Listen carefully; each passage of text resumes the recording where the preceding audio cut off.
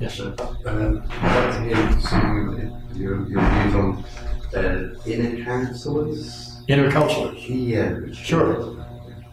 Which one of mine would you like to hear from?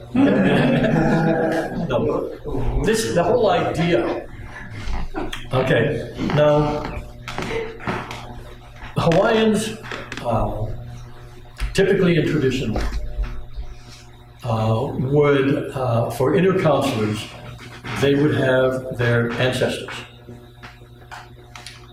They might also have, either through the family or something that they themselves had acquired in some fashion, Aumakua. In the meaning of that term is a spiritual entity. Okay, we'll choose that way. So usually in the form of an animal. In my particular family tradition, we had what we can call today power animals. I was taught 14 animal spirits to work with. One set for the land and one set for the ocean. And so these can be considered as inner counselors. There were also my ancestors of all kinds, not just through the Hawaiian family. And our family Aumakua, which we had too. The owl is the most commonly known. So these would be spiritually, those entities or beings that we would consult, either in a structured meditation or in a casual conversation, which would be very similar to other traditions in their use, even in modern times, of inner counselors. And how would one develop a relationship? I'm thinking about where you write about inner counselors for your health or for your... Oh, sure. That's a technique in order to focus.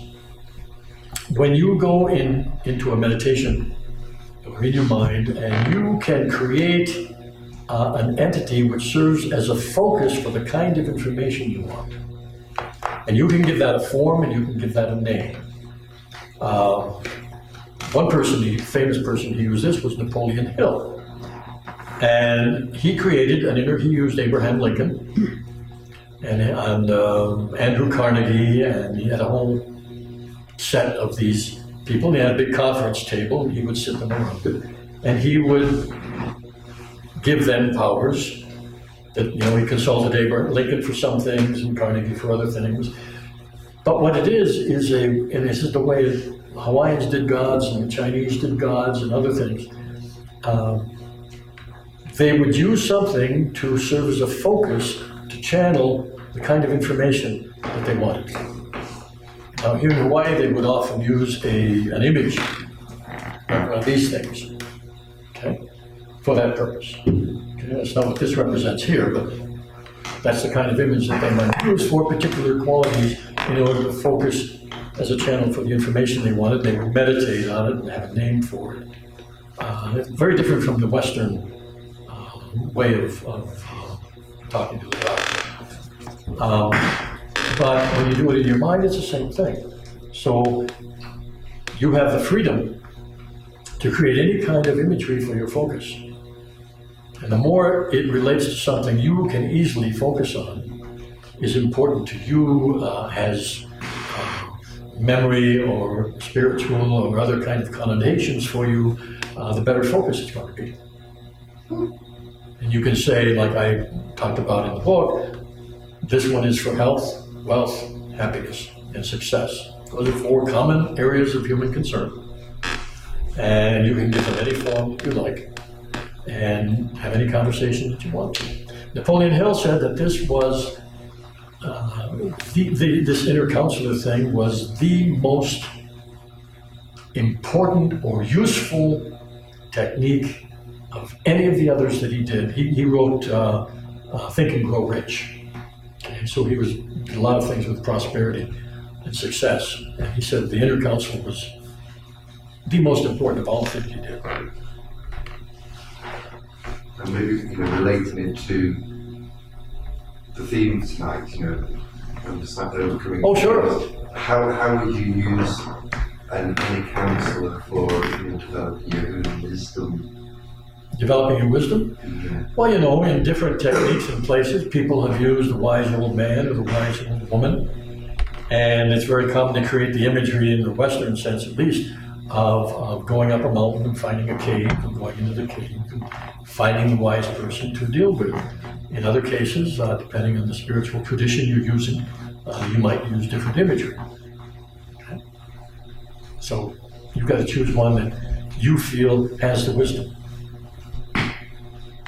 And you don't worry about, is this really the person? That's totally unimportant. What's important is the information you get. How good is it? And when you do this with inner counselors, okay, to help you forgive or to help you do any of the things we've talked about, the important thing to remember is they're counselors. They're not bosses. They're not in charge of you or anything about you. Their purpose is to give you information. Guidance in the sense of information, not to tell you what to do.